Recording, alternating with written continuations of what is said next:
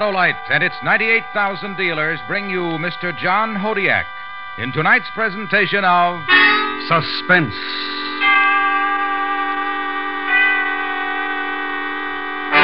Tonight, Autolite presents a story about heroism as we document the attempt of three brave men to conquer the mountain. Our star, Mr. John Hodiak.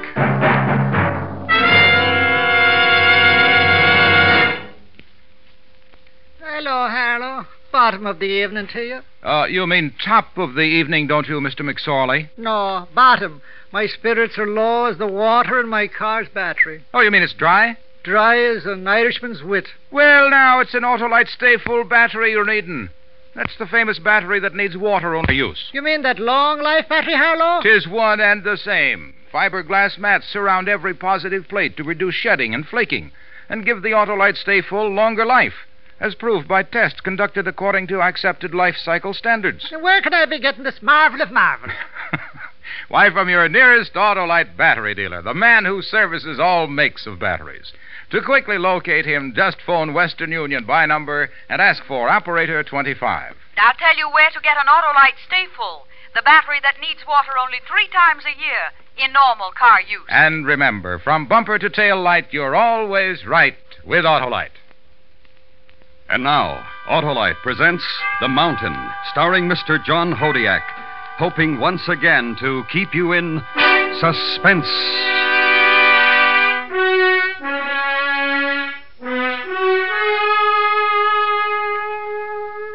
We made the fourth camp on the East Glacier, 22,000 feet above sea level. In that cold, thin air, we stood, looking up. And in the great loneliness, we saw it. For a few seconds, as the mist cleared, we saw it. The mountain, the peak towering over us, was beautiful and terrible. Then a swirling curtain moved around it, and it was gone again. There were 6 of us and the porters. Manton and Leeds had been sent back to the third camp some 4,000 feet below. Both had been badly frostbitten. So then there were 6 of us left to make the attempt. Nobody had done it before. No one had ever reached the top of that tremendous windswept place. And now we were ready for the assault. That night we held our last meeting in the fourth camp. Gaines, Thomas, Feldman, Eldridge, Perucci, and myself. It's the best way. The most practical. 3 of us stay and 3 of us try to make it. We stand a better chance if we all do it together. What do you think, Bob? I don't think so. Thomas is right. If 3 of us go and have to turn back, the other 3 will still be fresh. They can have a go. That's right. All right? Sure. Yes, of course. Okay, 2 parties. Thomas, you'll head up the second. Stay at the camp. I'll lead the first one up. Right. Now, wait a minute. Don't we get a vote on this? No, it's a waste of time. Start voting and we'll start arguing again. Those monsoons aren't going to hold off forever. Take it easy, John. Yes. How's your leg, Harry? Not bad. But I might hold you back. You better leave me down here. All right. Perucci, You want me to go? feel up to it? Sure, you bet. Gaines? Okay. You're not acclimated.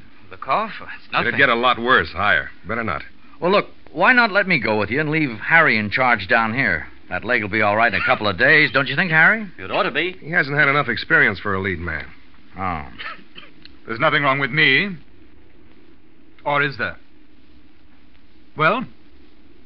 Well, I don't know, John. It's going to be pretty tough. Well? Well, listen, You John. keep out of this, Thomas. What about it, Bob? I'm in good shape. I guess so. Okay, you, Perucci, and myself. That'll be it. We'll start at daybreak.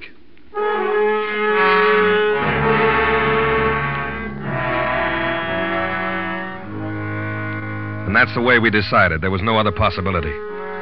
It wasn't that we didn't like Eldridge. It was just that he was always flying off the handle, and because of that, he wasn't a good risk. Nerves don't go so well with mountain climbing. Not that mountain. Cold and dangerous. Its never-gained peak, hidden in mist. Later that evening, Thomas and I were going over the equipment before turning in. You know, someday they'll invent an oxygen tank that's light. Bet these things weigh over 30 pounds. Yeah. Hey, Bob. About Eldridge. What about him? You think he ought to go? It's the only way, I guess. You're taking a big chance. He'll be all right. If we could only wait just a couple of days, Harry'd be all right. We're late now. If the monsoon starts, none of us will be able to do it. That's the trouble. Well, you have Perucci along. He gets on pretty well with Eldridge. That'll help. It'll be fine. We're all in good shape. I think we're going to make it. In a way, I hope you don't. I'd like a crack at it myself. Oh, wouldn't that be something? The first man to get to the top. You understand why I didn't take you, don't you? Oh, of course. Wishful thinking, that's all. Well, you better turn in. I'll finish checking the stuff. Okay, see you in the morning.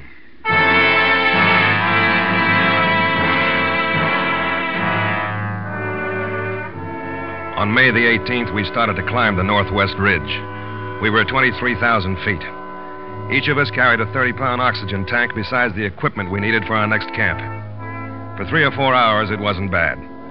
But as we went higher, the wind started to take it out of us, and we felt the cold more. Take 10, eh? Yeah.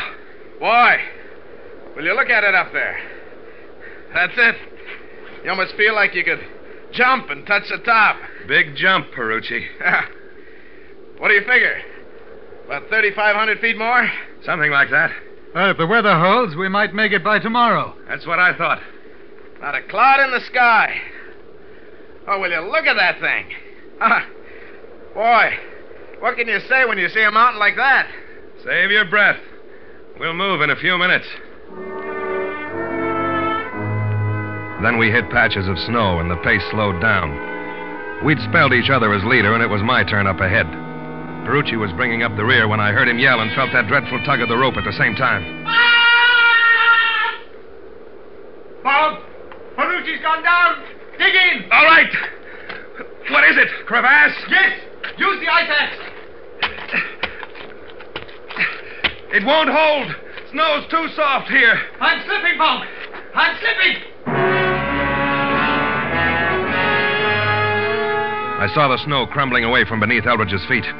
I saw it, and I thought of a man I knew who slipped from an aerial ladder 100 feet up, and as he fell to the ground, his legs raced wildly, arms waving, trying to find the rungs to pull himself back up. And Eldridge was doing it now, his heels churning into the soft snow at the edge of the crevasse. Then he found solid ice. Bob? Yeah? Can you pull me back? I can't get Perucci out from here. I'm afraid I'll go over, too. I'm right on the edge. Can he get a hold with his axe? No. He's hanging free. The wall slopes in. Hurry! I'll try.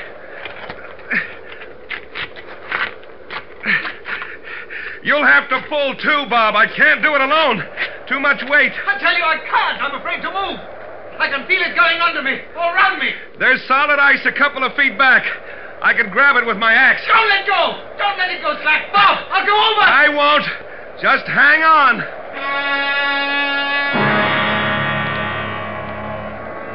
I knew that if I slipped when I reached behind me, it was the end. I looked at the figure of Eldridge below me, his body bent backwards away from the drop beneath him. I closed my eyes, reached behind with my axe, and dug into the ice. I can't! I'm slipping! I can't! And as Eldridge shouted, I thought I heard another cry. And suddenly the rope's weight was lighter. I saw Eldridge fall, then get up on hands and knees and crawl away from the crevasse, toward me. Norman! Where's Norman? He's gone. He fell. He's gone. He can't be. How? I don't know. Perhaps the rope frayed on some ice at the edge. Suddenly it went slack.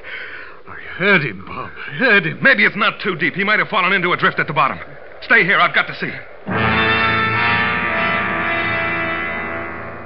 I belayed the rope about the ice axe and paid out the rest of it as I slid down the slope to the crevasse. But when I looked over the edge, I knew. That dark blue, almost black emptiness below. I knew.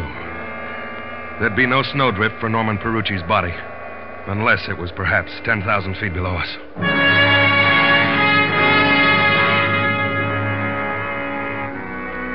We bypassed that place, found a shelter from the wind, and pitched our tent. For a long time, neither one of us spoke. I think we were too exhausted to say anything. Exhausted and shocked. There were only two of us now. I keep hearing him. I know. No, you don't. Not the way I do. He was a nice kid. Yes. Doesn't seem as cold without the wind. How high do you think we are? 24,000. I wondered. It's a little hard to breathe. Better use the oxygen. No, not yet. We won't need it. Yes, we will. We'd better save it. We're going down in the morning. No. We've got to. You and I couldn't make it up there alone. There's 2,500 feet to go, maybe more. No, we've got to go back. Let the others try. Just because he's gone, is that why? Look, I've done more climbing than you out here. What happened today is bad for the nerves. We couldn't make it. We'll go back. Try again later. But the monsoons will be here later. We've got to do it now. Thomas and the others can do it. No. We'll keep going. I've got to. I'm not going back. What's the matter with you? You're talking like a kid. Look, I was the last one on your list when you got the party together, wasn't I? Yes. Why? Why was I last? I don't know. Somebody had to be. It was you, that's all. You're a liar. You didn't want me along. None of you did. You're here, aren't you? You know I'm afraid of climbing, don't you? Isn't everybody a little? Isn't that why we do it? Isn't that part of it? I mean really scared. I'm really scared. You know that. No, I don't. Look, something happened Something happened to me today. I've got to go on to the top now. You think I'll call you a coward if we don't? No. All right, then, forget it. We'll try again. Maybe next year. You'll be along, too. I'll do it alone, then. I'm going on alone. If you want to come with me, all right. If not, it doesn't matter anyway. I'm going on. So long. John!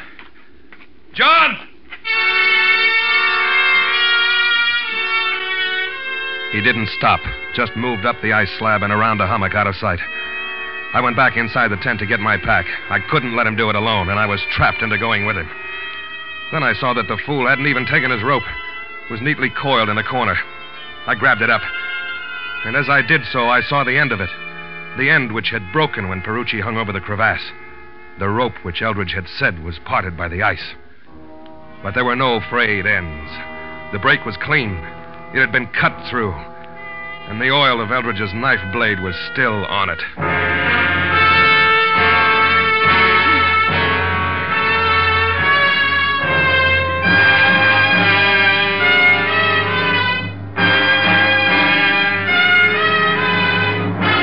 Autolite is bringing you Mr. John Hodiak with Ben Wright as Eldridge in The Mountain. Tonight's presentation in radio's outstanding theater of thrills, Suspense.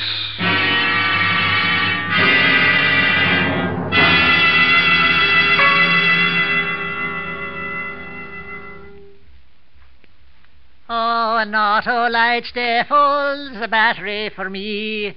It's the finest fine battery I ever did see. Ah, 'tis the truth, Mr. McSorley. And that famous Autolite Stay Full needs water only 3 times a year in normal car use. And hello, me boy, would you be repeat about the glass of fibre? A pleasure it is. Those fiberglass retaining mats surround every positive plate to reduce shedding and flaking and give the Autolite Stay Full longer life as proved by tests conducted according to accepted life cycle standards. So, friends, visit your Autolite battery dealer. He services all makes of batteries, and he's got an Autolite Stay Full for your car if a replacement is needed. To quickly locate your nearest Autolite battery dealer, call Western Union by number And ask for operator 25. I'll tell you where to get an Autolite Stay Full, the battery that needs water only 3 times a year in normal car use. And as they say on St. Patrick's Day, from bumper to tail light, you're always right with Autolite. And now, Autolite brings back to our Hollywood soundstage Mr. John Hodiak in Elliot Lewis's production of The Mountain, a tale well calculated to keep you in suspense.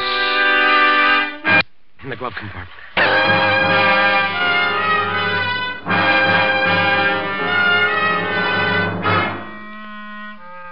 When Eldridge had thought that he was going over the crevasse, he'd cut the rope which had held Norman Perucci's body some 20 feet into the chasm. To save his own life, he'd done this. I pulled the coil through the straps of my pack and left the tent.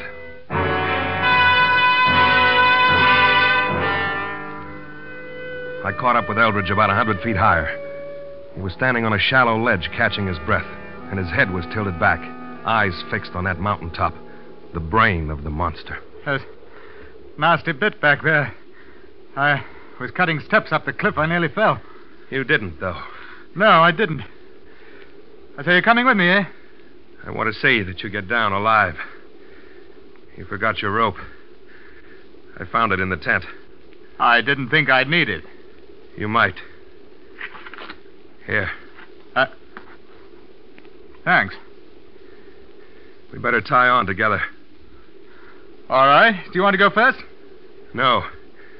It's your party now. You lead. All right.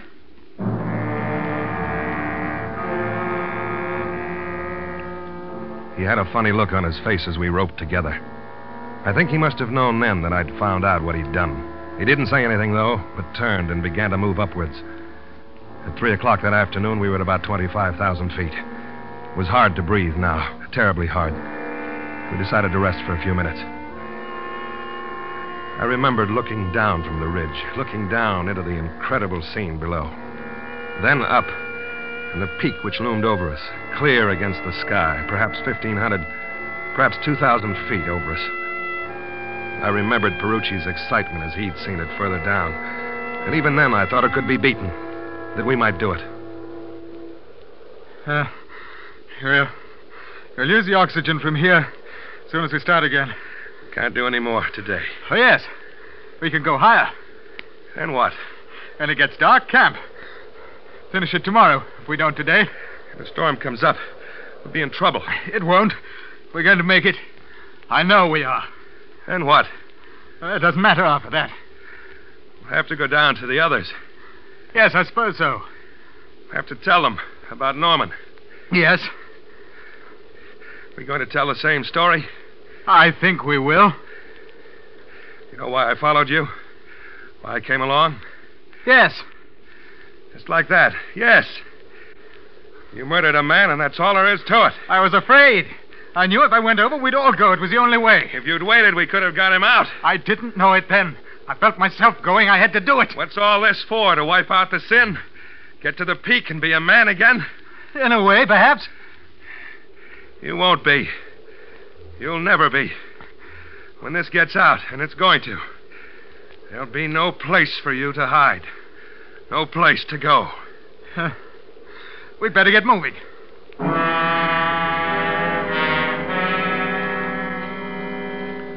We began to use the oxygen sparingly and kept moving up, slower and slower, our hearts pounding with the effort. 100 feet, 200, 3. I began to feel lightheaded. I couldn't. Not another step. I couldn't. Then it was 400 feet.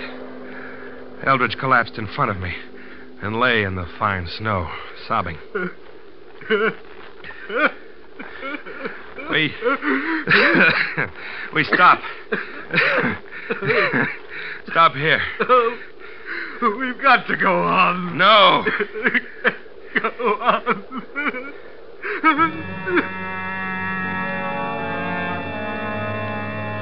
And he sobbed like a child. His mind willed him to keep going, and his body wouldn't allow it.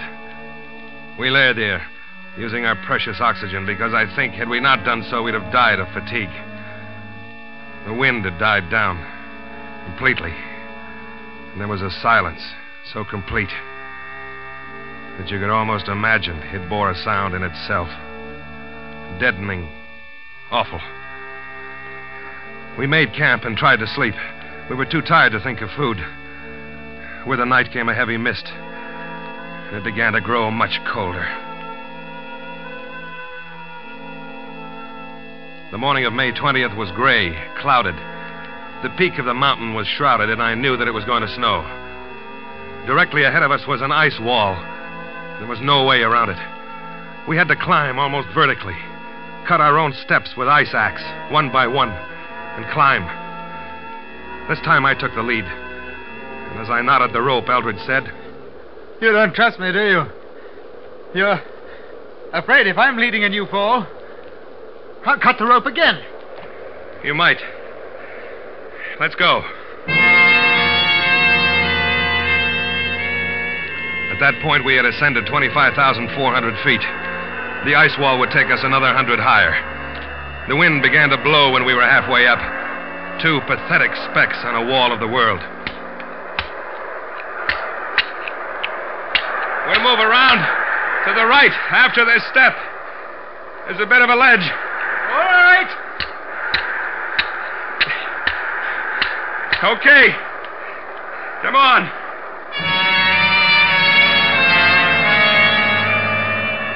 The the ledge was at most 10 inches wide, narrowing down in places to no more than a toe hold.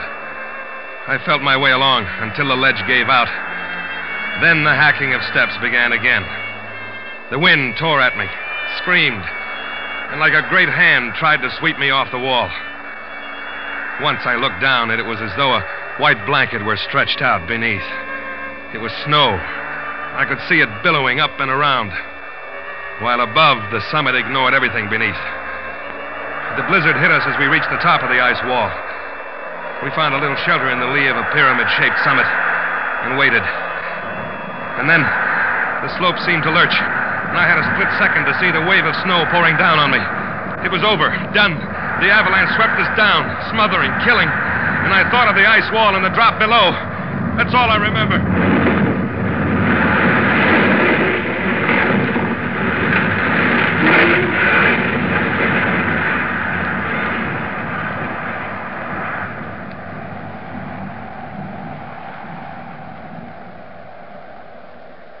I had stopped falling. It was my first thought when I came to. I wasn't dead. I saw a pair of legs crouched next to me. I didn't think you were going to make it. Where'd I land? Yeah. Hanging over the ice wall. But you were behind me. You didn't go over. No. Don't ask me why. It must have been a corner of the avalanche that hit us. You ended up pulling me down. My axe caught in one of the steps, and it held us both. Then you pulled me up. Yeah, looks like it. Thanks. How long have I been out? Hour. A little more. Blizzard's letting up. Here. You feel like going on? I think so. All right. You tell me something. What? Why did you pull me out of it? Why didn't you just let me go over the edge? Then you wouldn't have had me around to tell. Look, I'm not a murderer, Bob. I cut Norman's rope because I was afraid. If I thought there was even a chance of us not falling, I wouldn't have done it, but I didn't know. Look, that doesn't excuse me. But it doesn't mean I'd kill you to get out of it. I better save the talk. We'll need our breath. You want to lead, or shall I? I'll do it.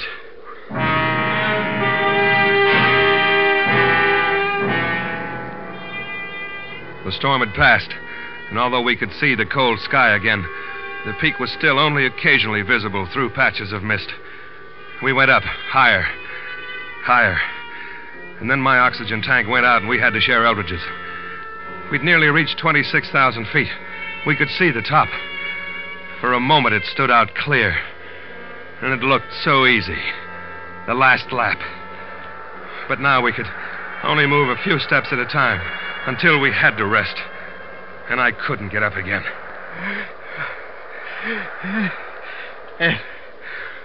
It looks pretty easy past that ridge. I have to wait. All right. Wait for me. No. Now go on. No, together. Just wait. A couple of minutes. It'll be getting dark. I'll come back for you. No. Minute. Yeah. You? You take the oxygen. No. I don't need it. No, John, no. I won't need it. You wait here. No. I'll get down again. Wait. Look, I'm sorry I was afraid. I'm still afraid. That's why I've got to do it. You understand? So long, Bob.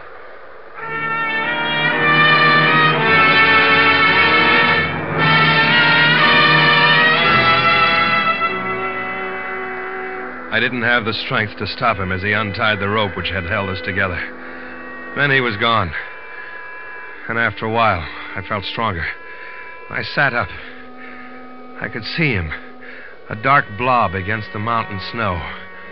Smaller. And he was climbing upwards. He'd reached the final pinnacle and became a dot that was lost in the mist. I saw Eldridge once more. He couldn't have been more than 250 feet below the peak. For perhaps 10 seconds I saw him. And then he disappeared. I waited. Waited into the night. The next morning I began to look for him. But the oxygen was gone. I knew that if I had to climb another foot, I'd die. And so I turned back. There was no wind anymore. It was almost warm. Somehow I got down to the base camp, and I told him the story. Almost the whole story, but not quite.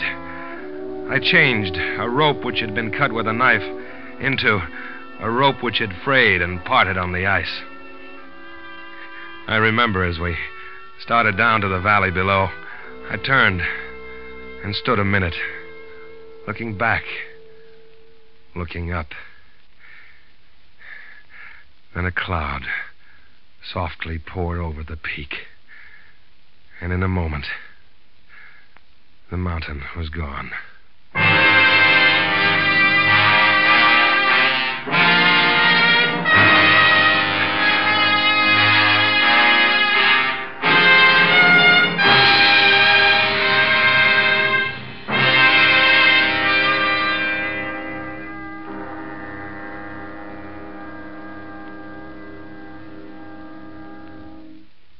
Suspense, presented by Autolite. Tonight's star, Mr. John Hodiak.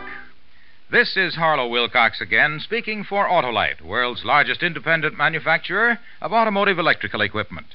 Autolite is proud to serve the greatest names in the industry. That's why during these early months of 1953, the Autolite family joins again in saluting the leading car manufacturers who install Autolite products as original equipment. Our Autolite family is made up of the nearly 30,000 men and women in 28 great Autolite plants from coast to coast, and in still other Autolite plants in many foreign countries. Our family also includes more than 18,000 people who have invested a portion of their savings in Autolite, as well as 98,000 Autolite distributors and dealers in the United States and thousands more in Canada and throughout the world. 3 weeks from now is the climax of this year's Autolite Family Salute program. Autolite will present special programs on both radio and television, direct from the Easter Parade of Stars Auto Show in New York's Waldorf Astoria Hotel. So don't miss this exciting suspense radio program originating from the Grand Ballroom of the Waldorf Astoria on Monday, April 6th.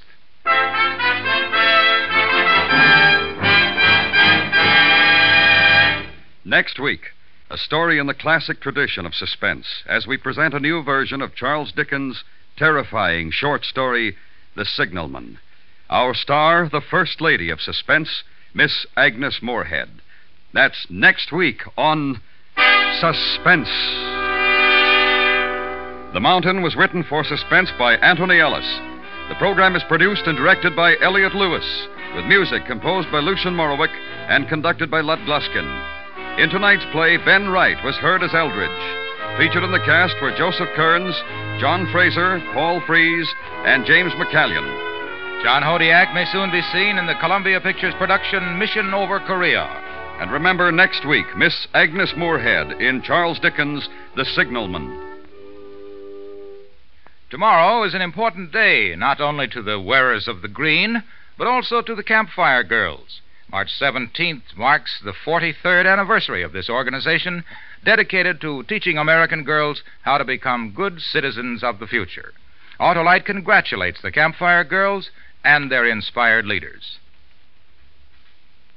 This is the CBS Radio Network.